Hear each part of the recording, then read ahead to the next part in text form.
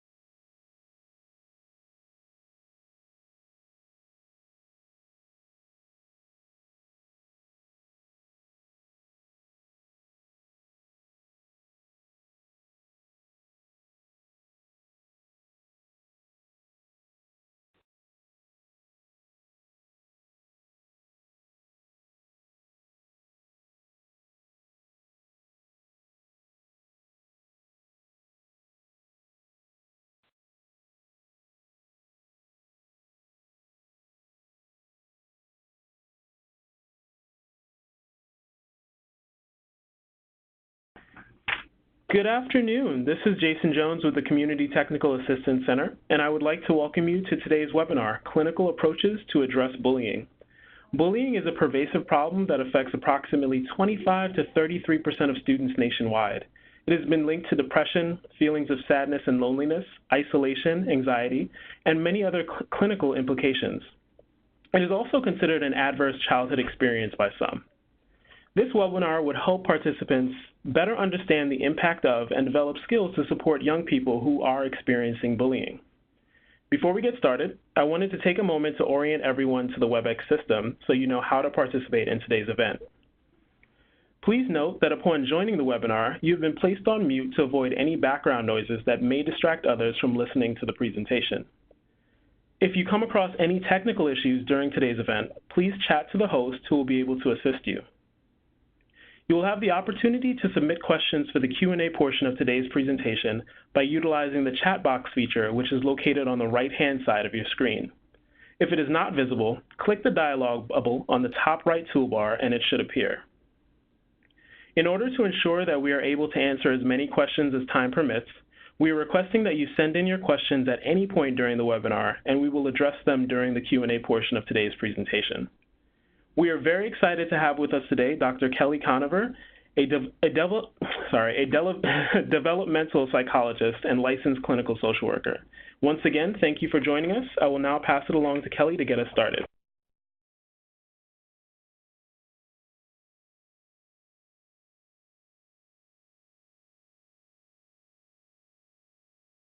Hi everyone, welcome. Thank you for joining the webinar today. As Jason said, I'm Kelly Conover, a developmental psychologist and clinical social worker. I've been working with adolescents for about 12 years now. I began my career as a program coordinator for an alternative life skills and mental health program, working with adolescents at risk for high school dropout. And as a program coordinator, I facilitated life skills groups and provided individual counseling, and I'm currently in private practice working with both adolescents and adults. So today I'm going to be sharing some clinical approaches that I found helpful when working with adolescent clients who are bullied. And there'll be a couple interactive questions during the presentation and time for questions at the end.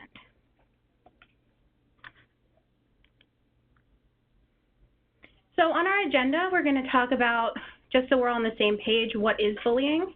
I'm going to review a case study, talk about a clinical assessment that I use, talk a little bit about helping the client understand bullying and why someone would bully.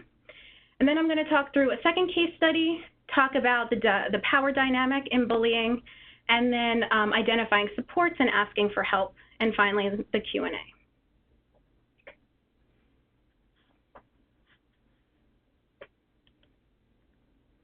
So just to start, so we're all on the same page, I'm just going to briefly review the different types of bullying that our clients may experience. So there's physical bullying, such as hitting, kicking, or standing in the way and preventing someone from moving or walking. Verbal bullying, like teasing, name-calling, or threatening to cause harm. Social bullying, like spreading rumors or purposely leaving someone out. and cyberbullying, sending or posting, sharing negative or harmful content about someone online. So these behaviors are considered bullying when they become repetitive. And in my experience, adolescent bullying frequently occurs in schools and on social media, often occurring in one of those contexts and then carrying over into the other. So I wanted to ask the audience, which form of bullying do your clients most frequently experience? So we'll do a poll question. I'll give you a minute to respond.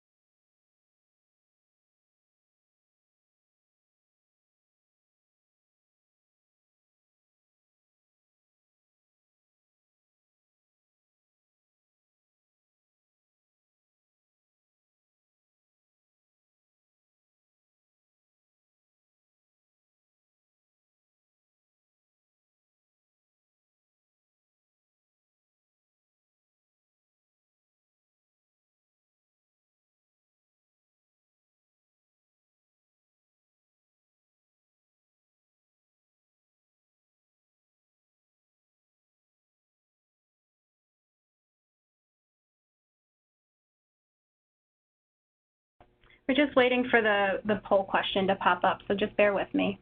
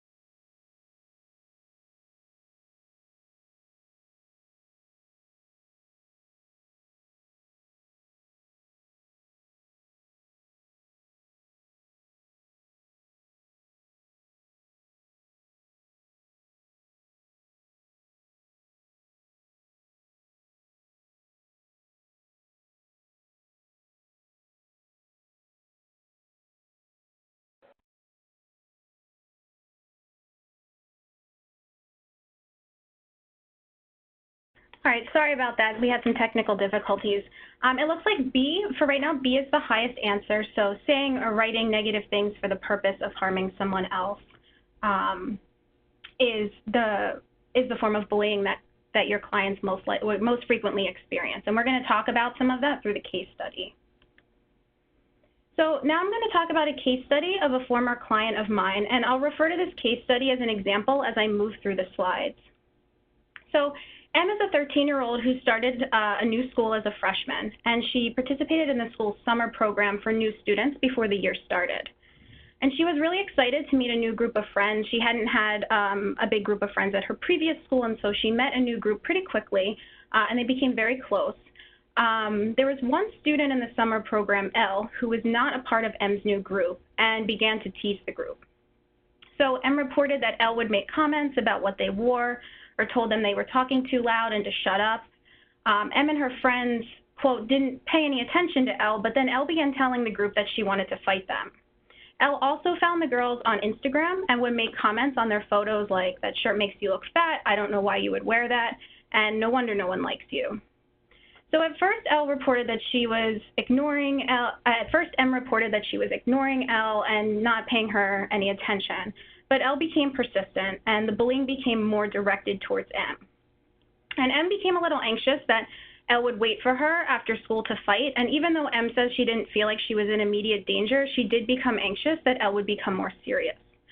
And M typically had a fairly high self-esteem, and she became self-conscious about everything she wore to school and posted on Instagram. So her typically high self-esteem was becoming increasingly low, and L's bullying behaviors were starting to affect M and her new friends and put a strain on their friendship. So I wanted to pose a question to the audience about, if this was your client, how do you think you would work with this client or handle the situation? So I'll give a minute for audience members to respond, and then I'll read through some of the responses.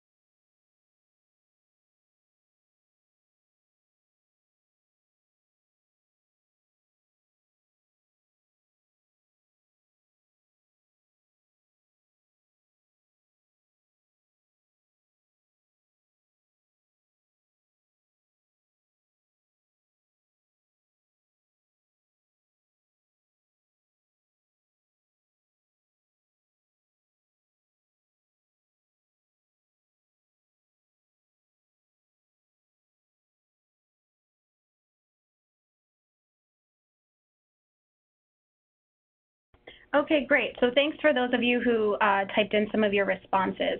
So yeah, getting adults involved or helping the client to advocate for herself.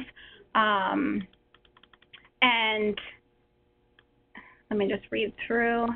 Talking to the parents, to school personnel, developing a plan of action. So great. So we're going to talk through probably all of those strategies as I move through my presentation. So thank you for responding. I'm going to touch on helping the client to advocate for themselves, but also to develop a safety plan. So we are going to go through that in the presentation. Okay, so first when clients report being bullied, I like to get as much information as possible to help me support the client, but also to ensure the client is safe. So the purpose of this assessment is to obtain information that will support the client in addressing the bullying, whether that means being assertive, advocating for themselves, or seeking help from an adult. And this assessment helps us to understand where the client is so we can best determine what approaches to take, and also helps us to get a sense of the severity or harmfulness of the bullying behaviors. So I ask the following questions. I don't ask it like a checklist, but I more dialogue with the client about what's going on. So I like to know who is or are the bullies. Are they an ex-best friend that the client knows well and who knows the client well, or are they someone who's randomly targeting them? When did it start? Was it just one day, or has it been going on throughout the year? And then what are the bullying behaviors? Is the bully making comments to the client in passing, standing in their way when they're trying to walk to class at school, writing negative comments on social media? Are they threatening to harm them? Are they physically touching them in any way? And then where is this occurring, online or just at school or both? I like to know how the client is experiencing the bullying. So do they feel like this is something annoying they have to deal with, or do they not want to go to school because they're afraid for their safety? So how are they internalizing and externalizing the bullying? Do they think that they're being bullied because there's something wrong with them, or are they externalizing and verbally or physically responding to the bully? And this gives us a sense of where the client is so we can best tailor our approach. And then I like to know how the client is responding to the bully. So have they said anything to the bully, tried to stand up for themselves, tell the bully to stop? Are they starting to bully back? And then what responding behaviors have been helpful?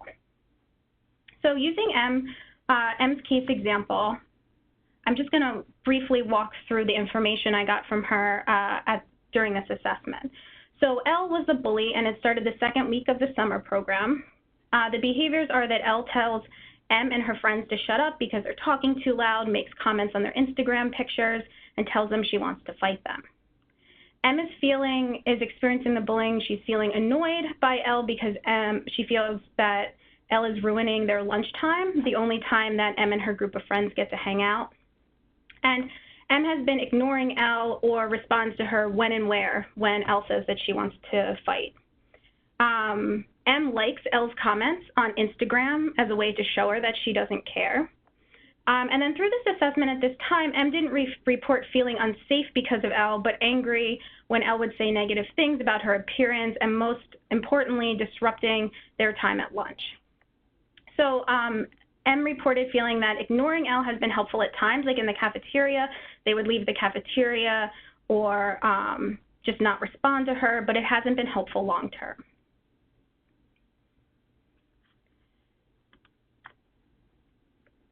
So then, oftentimes when someone is bullied, they internalize the bullying as an indication that something is wrong with them or that there's something about them that makes them a target for bullying. So even if the bully uses something personal against the client, I like to remind them that that's usually just a strategy the bully uses to make the other person feel insecure, but oftentimes it's not really personal. So I'm going to kind of go through these points that I dialogue with the client, and the purpose of this dialogue and other tools I'll discuss today is to kind of depersonalize the bullying. So these tools can be useful in helping the client to see that bullying is more about the bully and the bully's feelings of self-worth or powerlessness more than it is about the client themselves. And this dialogue can help the client to feel empowered or a greater sense of control over the situation. So the point of this dialogue is not, and I explain this to my clients, is not to defend the bully's behaviors, but to just kind of understand what's happening. And so we talk about these questions in general, and then we talk about I talk about them specifically with the client in relation to the bully. And I tell them we can't answer all these questions or know for sure what's going on with the bully, but we can hypothesize based on what we know in general about bullies. So we talk about, why do people bully? They bully to feel better about themselves. Maybe they have low self-esteem and they're trying to feel better about themselves by bringing others' self-esteem down. They're victims of bullying themselves. So maybe this is a learned behavior. They need to protect themselves. So this could be connected to being a victim of bullying themselves, but needing to protect themselves. So to appear strong and confident or important, they don't feel in control or they feel powerless in their life. And again, it's not always personal, but they may find something personal to use. So by better understanding the bully, the clients can learn not to take the bullying so personally and maybe minimize the internalization of it, but address it in an effective way, whether it's them responding to the bully and standing up for themselves or seeking help from an adult.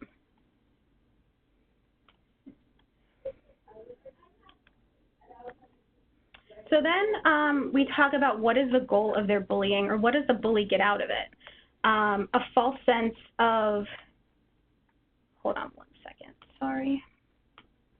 So a false sense of superiority or power, trying to achieve high self-esteem, a false sense of power and control, appearing intimidating so others don't bully the bully. So we talk about, I dialogue about this with my clients, thinking about what are the goals of the bully's behaviors, what does this do for the bully, what are they trying to achieve? Again, emphasizing we can't know for sure with the client-specific bully, but just brainstorming general ideas, and then based on what we know about the bully, some specific hypotheses. So with M, referring back to the case example, with M, we talked through these questions, and her initial answer was, I don't know. But we talked about how, in trying to better understand L and what's going on, we may be able to figure out ways to stop or minimize the hurtful behaviors to help M feel better at school.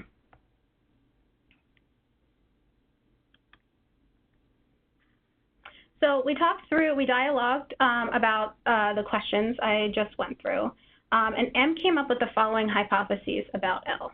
So we talked about the general reasons, and then specifically why L is engaging in these behaviors. So M said she's new too, so she might be nervous that she doesn't know anybody. I don't see her talking to anyone else. She's jealous of our friend group since we became close so quickly and we don't ask her to eat lunch with us. Maybe she was bullied at her other school. It makes her feel strong and powerful over us.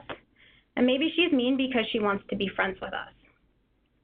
So then I asked Elle, and thinking about it this way, is there anything that you can do that would be helpful to respond when Elle's bullying you? And she said, well, I can tell my other friends maybe she's jealous of us and that's why she's so mean and we can ignore her. I mean, I feel bad if she was bullied too. We could ask her to sit with us at lunch, but tell her if she's mean, she has to leave. So Em was bothered and angered by Elle's behaviors, but she didn't see it as physically threatening. She just wanted her to stop.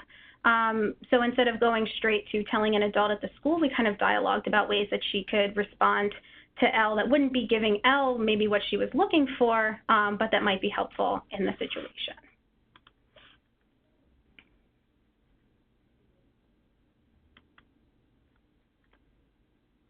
So now I'm going to review another case study of a client of mine, and then I'll use this study as an example throughout the remaining slides. So B had asked out a girl at school. B is a sophomore in high school, and he had asked out a girl who told him that she wasn't interested. And later that week, B learned that another guy, K, at his school was also interested in the same girl. And K found out that B had asked the girl out, and it was a girl that K also liked, and he began to bully B. So he would throw pieces of paper at B during class, stand in his way in the hallway, and say things in passing like, I can't believe you'd think she'd like you. B is usually fairly timid and had tried to ignore K, but the behavior continued. So B confronted K one day after he threw something at him in class. This wasn't planned, and we had talked, I'll go over in a few slides about an action plan, but we hadn't really fleshed that out yet, and K had just kind of had it and just turned around one day when K had thrown something at him in class and asked him if he was trying to fight. And K replied, nah, bro, chill. And then the two didn't talk after that. But K did stop engaging in these behaviors with B. The two didn't talk at school prior to this. They didn't know each other very well. B knew of K, but they went back to kind of the way it was once B confronted him.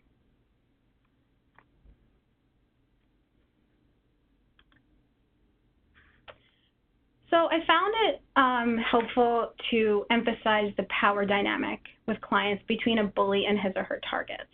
It helps the client to realize that they have the option to keep their power rather than feeling like they have to give it to the bully. And I think in a bullying situation, the target kind of automatically feels like they're giving up their power to the bully. So we talk about the fact that they don't have to do that. They have other options.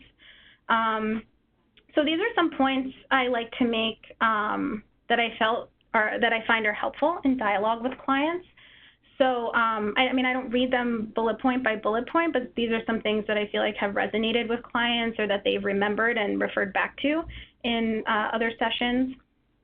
So I like to tell them that you know, bullies try to use power negatively. Power doesn't always have to be a negative thing, but they try to use it negatively, saying or do things to have control over another person's thoughts, feelings, or behaviors. Also, just because a bully appears powerful doesn't mean that he or she is. They want to feel powerful, so they try to make others feel powerless. Also, power isn't tangible. We can't physically hold it. It occurs in our minds, so the more we can hold on to our power mentally, the less the bully can take from us. And the bully can think he or she is powerful and they can act in that way, but that doesn't mean that you have to believe that they're powerful or believe that you're powerless. So these are just kind of some, I guess, CBT techniques that I've used with clients that have helped them to kind of feel a little more empowered. And I found that it helps the clients to be conscious of the power dynamic and conscious of the fact that they don't have to give their power to the bully, but they have a choice to hold on to it. So I wanted to ask the audience, if you've had a conversation with a client who's bullied about the power dynamic or how power and bullying are related, what are some other things that you've said to your clients to kind of help them understand that this is something that's going on? So I'll give people a minute to respond, and then I'll read through some of your responses.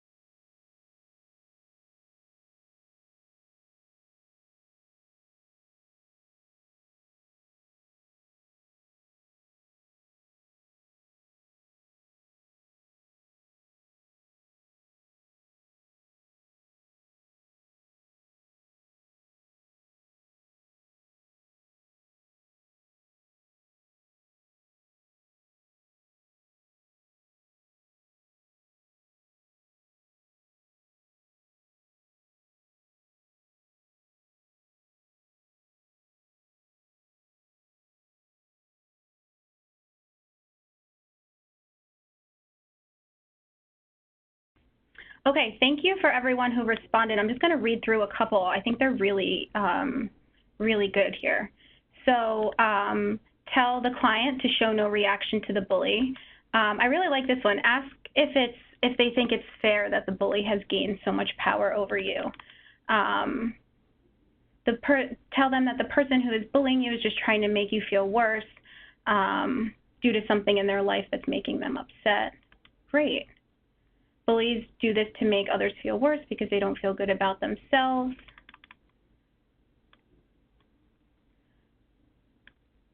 Okay, thanks everyone for responding. These are really great. It sounds like you're really helping to empower your clients.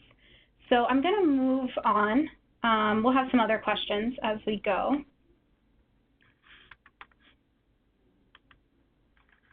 So now I'm going to review 2 slides of some specific tools or techniques or strategies that I found useful with clients who are bullied. So first, I like to ask the client to rate or measure themselves in a few categories, such as self-confidence, self-esteem, happiness, sadness. And I like to use this in the first session or 2 when they tell me that they're being bullied, maybe along with the clinical assessment. I ask them to rate themselves before the bullying began and now as it's occurring. And then I like to use this scale as a check-in with clients to track progress, and it can help actually illustrate their progress so that they have like a visual measure of it. I also ask clients to create a scale of where they want to be in each category. So maybe it's getting back to how they were feeling before the bully started targeting them, or maybe it's, increasing their self-esteem even more than before. And this can help us, again, measure progress towards that goal.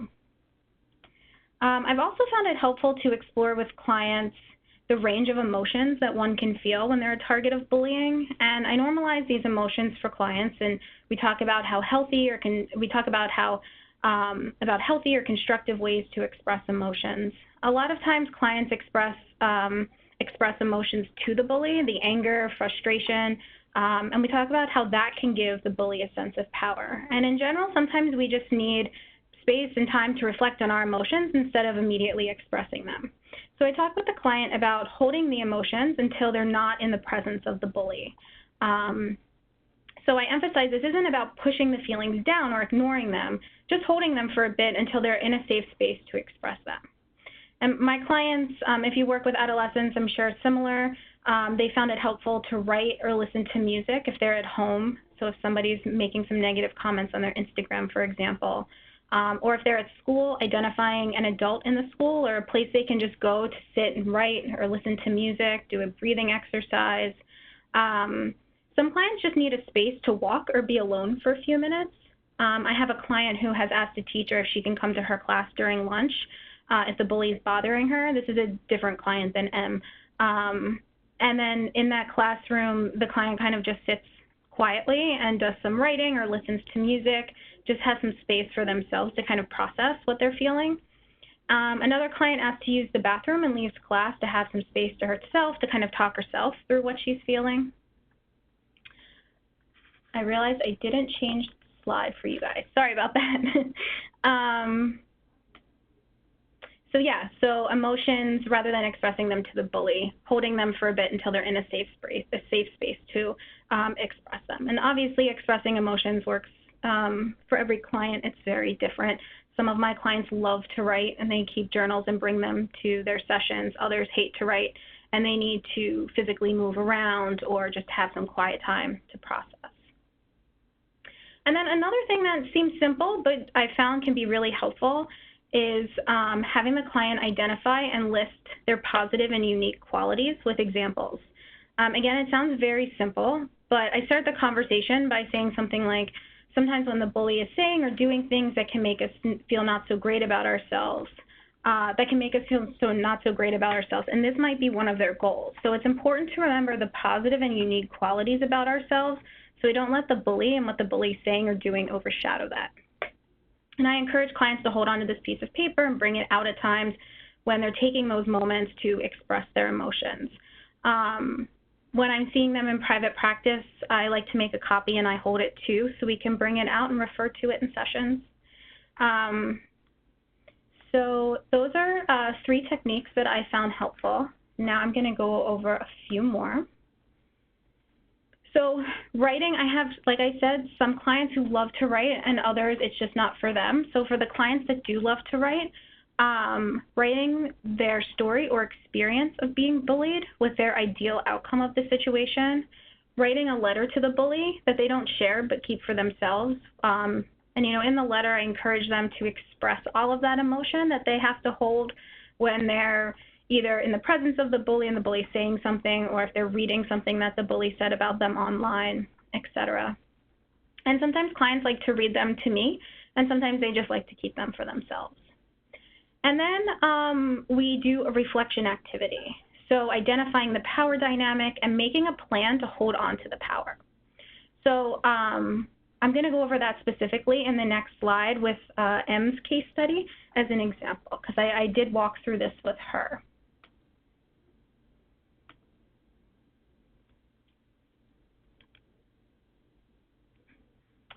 So this is an example. Sometimes we write it down in a chart if the client's very visual. Other times I just dialogue through this and take notes myself. But I do like to encourage the client to write this down. I have pieces of paper with the graph on it, and then I have the client kind of write it in. So this activity can support the client in not feeling so helpless as they make a plan to take action and keep their power. So we talk through what are the bully-specific attempts to take power, how does this make the client feel, what do they usually do, and then what's the plan to keep power or the action plan. So with M, I'll read through this. This is how she responded to this activity. So L tells her to shut up when she's talking with her friends. It makes her feel embarrassed, annoyed, and angry. She usually stops talking to her friends and walks away, or some of her friends walk away. So her plans to keep the power in that situation are to ignore L, to look at her and then turn back to her friends and keep talking as a signal that she's not going to engage with her, and not let L see her angry. Another attempt to take power is commenting on how M looks in Instagram pictures. It makes M feel embarrassed, self-conscious, angry. What M usually does is likes the comments to show her that she doesn't care, or to communicate to her that she doesn't care. And now her future plan to keep the power is she's going to block her on Instagram so that she can't make the comments. And if she said, and M says if she says anything about it at school, I'll tell her she knows why she was blocked. And then the third attempt to take power is when L tells M and the group that she wants to fight. This makes M feel annoyed, nervous that she will randomly try to fight us. M has responded when and where when L says that, and then her plan now to keep the power is to say, nah, I'm good, ignore her, don't give in and fight, and tell the guidance counselor if L gets serious. So that's just kind of how a reflective activity I use to help the client feel more in control of the situation and to plan for these specific behaviors that are repetitive, because bullying behaviors are repetitive. So a lot of times clients can identify those repetitive behaviors and now make a plan for how they will respond if they feel comfortable and it's safe to respond.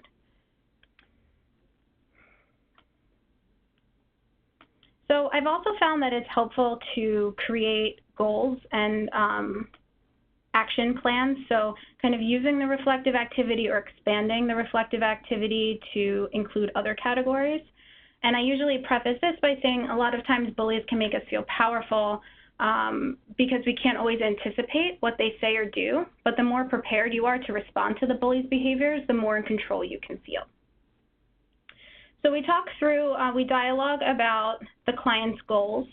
So some examples are to tell the bully to stop, to kind of advocate for themselves or be assertive, tell the bully how the bullying makes them feel. So I have some clients and their bully is someone who used to be their best friend, so they feel more comfortable and more safe sharing with them about how these behaviors are impacting them, and they feel like that would be effective.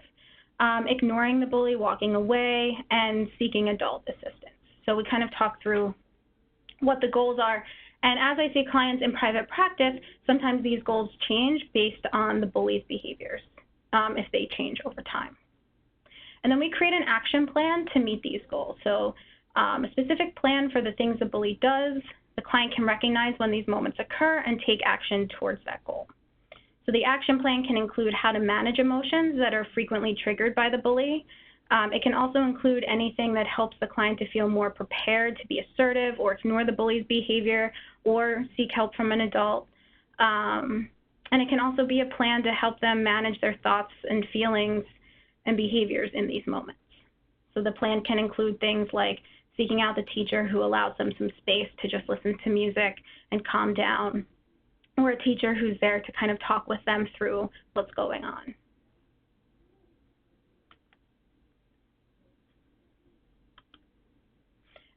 And then I found it helpful for the client to identify supports, friends, family members, teachers, who are positive and supportive in general, and then those who can be helpful if the client does need to seek adult help in this bullying situation.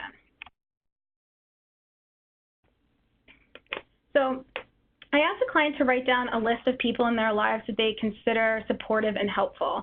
So people who support high self-esteem and confidence, and then ask them to write specifically how these people are supportive or helpful.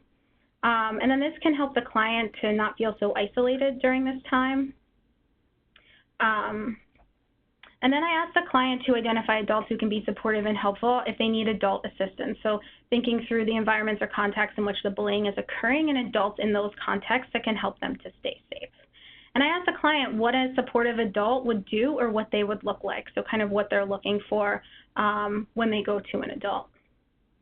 And with M, since she had just started a new school, she didn't feel too comfortable talking to anyone. She did identify a guidance counselor who she felt like that was his job, was to help her take care of this.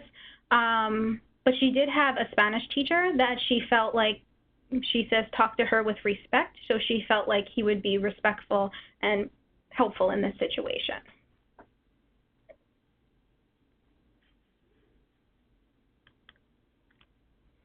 So then, so for us clinicians, it's important to determine when we support the client in advocating for themselves and being assertive, and when the bullying behaviors require adult intervention. And this can depend on the client's personality, how they're experiencing the bullying, and the bullying behaviors themselves. So if the client is too fearful to advocate for themselves, or the bully becomes physical, the client's not going to school or has isolated themselves from friends or family, any major behavioral emotional changes, then that's when I feel like it's best to start a discussion about seeking help from an adult. If the client obviously is in physical danger, it's an immediate discussion. So when we first meet with clients, we talk to them about confidentiality. So at this time, I reminded clients, you know, this is an instance where I feel like they're unsafe, and so this is about making sure that they can stay safe. We talk about the physical safety, but also emotional safety as well. So if the client isn't physically touching if the bully isn't physically touching the client, but it's, you know, there's been some major behavior emotional changes on the part of the client, then we talk about emotional safety as well. And a lot of times my clients worry about being seen as a snitch or being, you know, being their new reputation at school or with friends. And I like to explain that getting help from an adult isn't snitching in this case, because your goal is to keep yourself safe, not get someone else in trouble. And I'm honest with clients that adults can be helpful, and at times the only way to keep a client safe is with adult help. I don't tell them that the adult will fix the problem or that it won't be maybe a little uncomfortable, but we talk about what seeking help from an adult or an adult intervention could look like. So when I worked for the Life Skills program, we held our groups and counseling sessions in the school. So myself and other program staff were connected directly with school staff, and we could create a plan with the client to connect with the guidance counselor or principal and kind of go together to all dialogue through this. And so we all created an action plan together. If you're seeing clients in private practice or other contexts, I've encouraged them to share with their parents. Sometimes I bring parents in for a session, and we create an action plan together. And I have the client share with the parent the best way that they can be supportive. And I tell my clients that, as with anything, we can't completely control the situation, but we can identify what we do have control over and create a plan to know as much as possible about what to expect when they tell an adult. So I think that a lot of times the adolescents I've worked with are reluctant to tell an adult, one, because they don't want to be seen as a snitch, but two, because they don't know what that's going to look like, right? So what is the adult going to do? So if we're working in a school context and the adult is going to talk with a bully or create some sort of intervention with the bully, we just try, I found it helpful to give as much information to the client about what to expect or what to possibly expect so they feel a little more comfortable. Okay, so that, I'm just going to briefly review some of the points that I've hit today. So I'm working with a client who's bullied, helping them to kind of understand why someone bullies, and most importantly, depersonalizing these bullying behaviors to minimize the client's internalization of the bully. Helping the client to hold on to their power, recognize that they can hold on to their power and be conscious of this.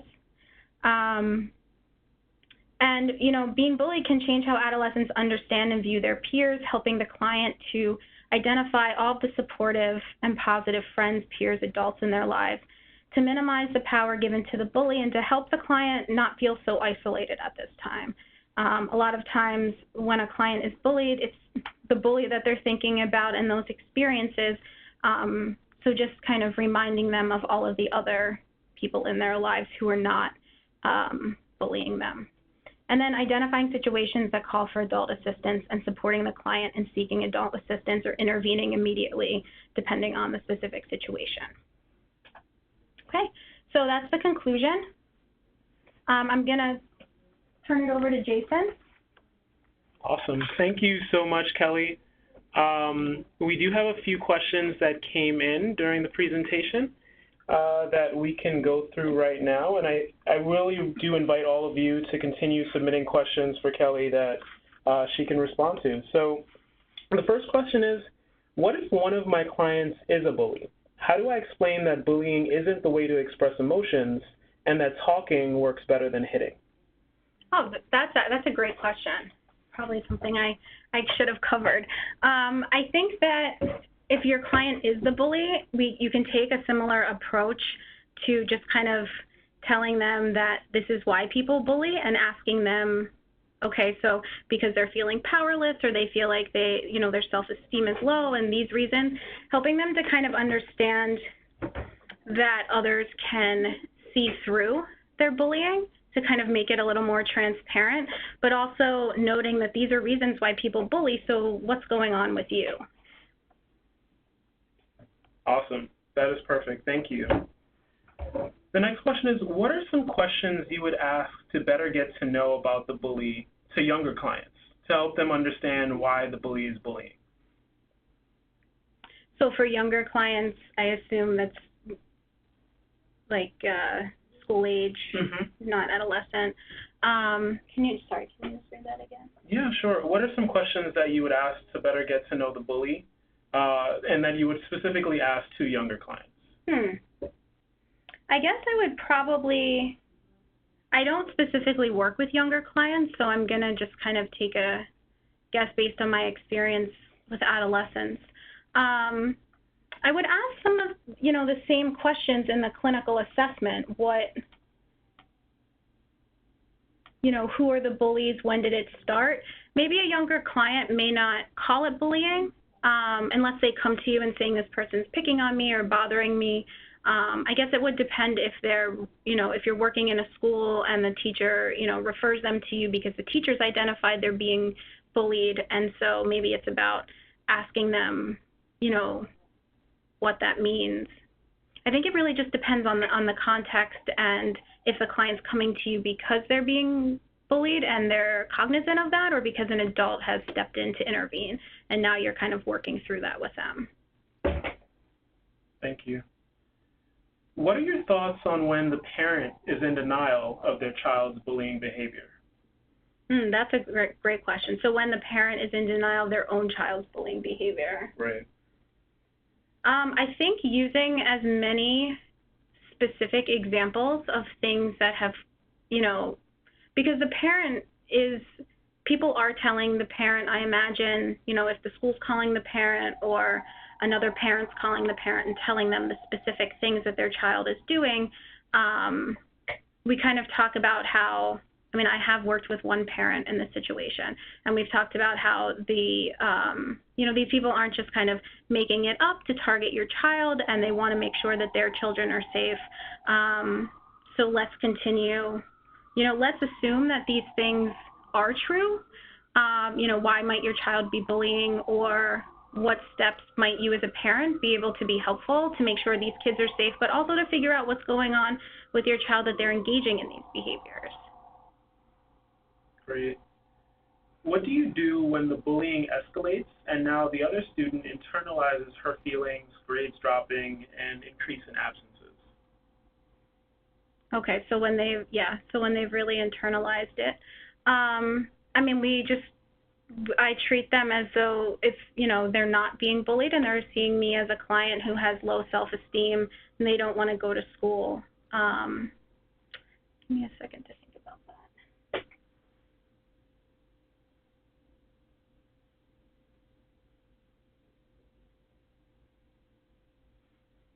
So I think, you know, I probably would use some of the same approaches to kind of get the client to see that these things have changed as a result of the bully, which is an indication that the bully has taken some of the power, but it doesn't mean the bully has to keep the power. So working to get that back, using the scales to kind of measure those things like self-esteem, wanting to go to school, and then just targeting them individually. Great. So here's a case example that one of the participants really wants your opinion on. My client is a third grader who was bullied last year and now is the bully at his new school. He's in counseling and he owns his bullying once he has done it, and he receives consequences in school because of it. But the client continues to bully. What steps would you recommend about breaking the cycle? That's a great question. Give me a second to think about that. A third grader.